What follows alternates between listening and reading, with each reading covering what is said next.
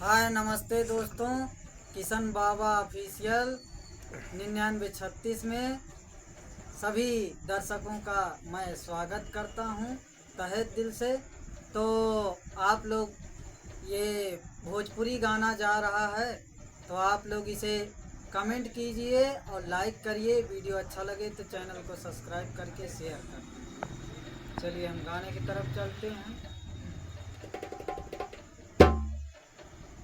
मत रोए जान फेरू आमाई, मत रोए जान फेरू आमाई। ससुरा में जाके तोहर ससुरा में जाके तोहर प्यार ना भुलाई। मत रोए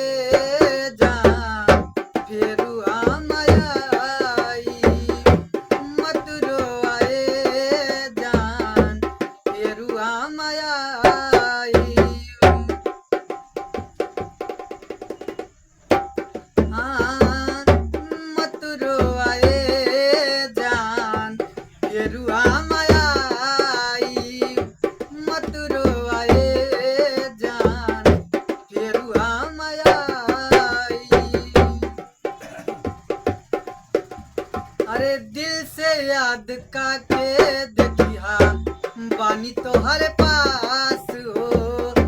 जब ताल चाली तोहरा प्रेमिका के सांस हो। हम न होते तो गजल कौन कहता, हम न होते तो गजल कौन कहता, तुम्हारे इस चेहरे को कमल कौन कहता। ये तो असर है उस मोहब्बत की, वरना पत्थर की दीवारों को ताजमहल कौन कहता। दिल से याद का के देखिया बानी तोहरे पास हो। जब ताल चाली तोहरा प्रेमिका के सांस हो। तोहरा संग जात नहीं की, तोहरा संग जात नहीं की काके बेवफाई। मत रोए जान फिर हम आई, मत रोए जान फिर हम आई।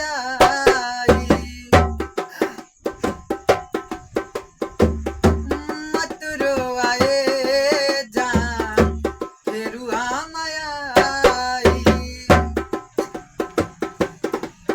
सच्चा बाटे प्यार ता मिलन होई जरूर हो।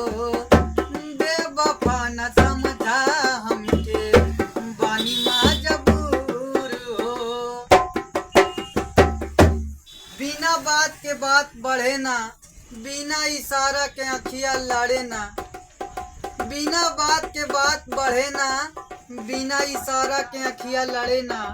प्यार बरियारी ना कइल जाला ए भैया, जब तक सूरतिया केहू के दिल में गड़े ना। प्यार तोहरे से कइले बानी अंतिम सांस तक करब, मगर का करी कुदरत के लिखल टड़े ना। सच्चा बाटे प्यार था मिलन होई जरूर हो। बेवफा न समझा हमके बानी मजबूर हो। तोहरा संग जात नइखे, तोहरा संग जात नइखे काके बेवफाई। मत रोए जान फेरू हम आई, मत रोए जान फेरू हम आई।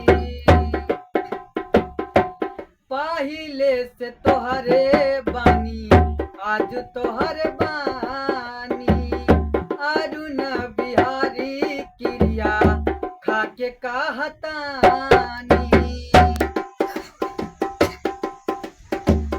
पहिले से तोहरे राही आज तोहर बानी।